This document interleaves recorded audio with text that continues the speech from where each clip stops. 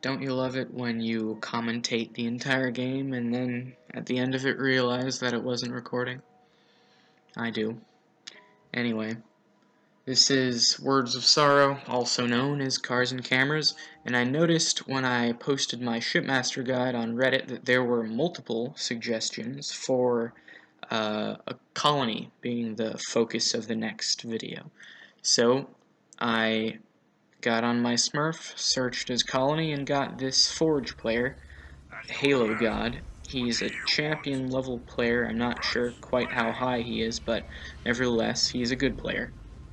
The game, this match in particular, is not very long. I think it only goes about 7 minutes.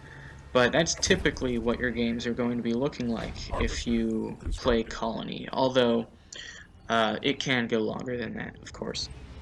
It all depends how your opponent plays, but typically your strategy with Colony is going to be being very aggressive, splitting your forces,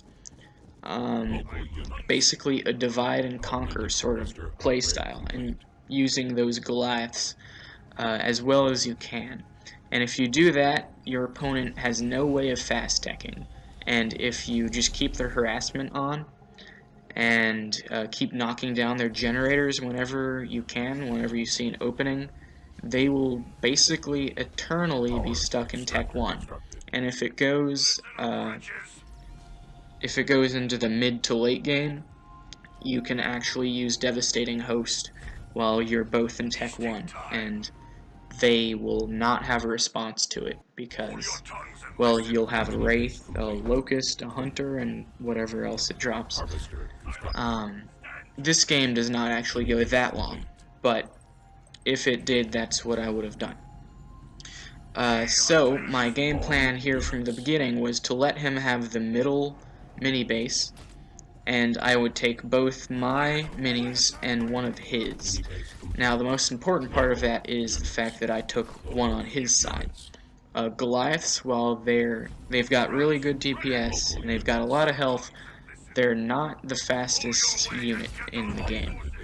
So if you're going to be pumping them and hitting the enemy's base, you want to have a mini on their side so that they don't have so much land to cross. I've also got Skitterers as my first leader point, as they are a very underrated unit, I think. I'm putting up a raid camp on my mini on my side as well, because I see he's getting aggressive with the double barracks, which is not an uncommon strategy on this map. But I do have the means to counterattack, seeing as I have that mini base on his side. Now, as for these flamers, he's only got like 2 of them, and if you're paying attention here, the Skitterer is actually doing quite a good bit of damage to those flamers. I don't know what damage type they have or whatever it is, but surprisingly good against flamers. One of them actually has a star. Unfortunately, when you attach the Skitterer, the star does go away and doesn't really affect anything, but still cool to see nonetheless. But I'm just going to keep on the pressure. As you can see, it's kind of a war on all fronts. He's at my mini. I'm just defending it with a chopper and a suicide grunt. I'm at his middle mini, and I'm at his base with Goliaths. So, as I said, that's kind of what you want to do with Colony. A lot of your units are going to be very strong. He has a big focus on high HP units, with the Skitterers buffing your health, and the Goliaths just having a naturally very tanky amount of HP. And I've got my grunts eating away at this base. They're doing a surprising amount with those Skitterers, even without shrapnel mines, which I do get eventually.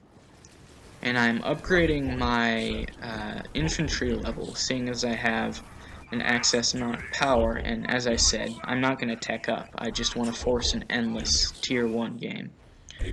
Gonna keep building those Skitterers, as they do buff your units quite a bit.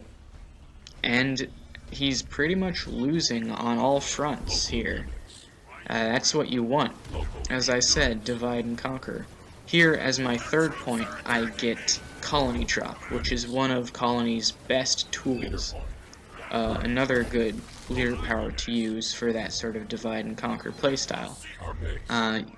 He's got most of his units mid-map. He's got this ball of marines. He's got a few units trying to defend this mini in the middle. So, seeing as he's distracted, I drop the colony drop right outside of his base. And I'm dealing with his army here, which will not be able to get back in time to defend from these two veteranized Goliaths. And pretty much whenever you can manage to catch the enemy with their pants down like this, that's game. Because even if they manage to push off the Goliaths, it's gonna just utterly manhandle their economy. As you can see, I've already taken down an upgraded pad. And seeing as he's forged, it's not quite as painful because he's got rolling economy, but it still is very painful, and it's not the sort of thing you can come back from. A tip for playing against Colony is always remember to keep a few units on defense, because these Goliaths will utterly annihilate you if you don't. So now that I've won on all fronts, I've got 4 mini bases to his 1. I coalesce my forces here, and I push to end the game. I've also got Engineer Swarm. That should be your second point, because it will keep your Goliaths alive even longer, so you can do more damage to his base. I've also got Engineers coming up, because Engineers with Skitterers on them, ever since the buff to Engineer HP, has actually been a pretty viable strategy.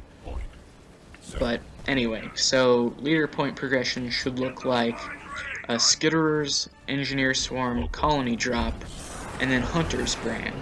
Then after that, Devastating Host, and if the game goes on for any longer, Combat Repair.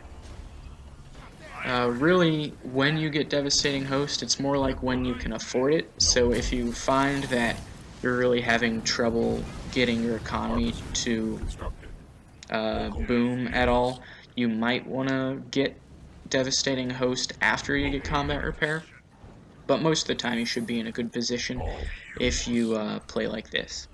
So, thank you for watching. I've already got a game to commentate for Decimus, so be expecting that. And I hope this helped. I'll see you in the next one.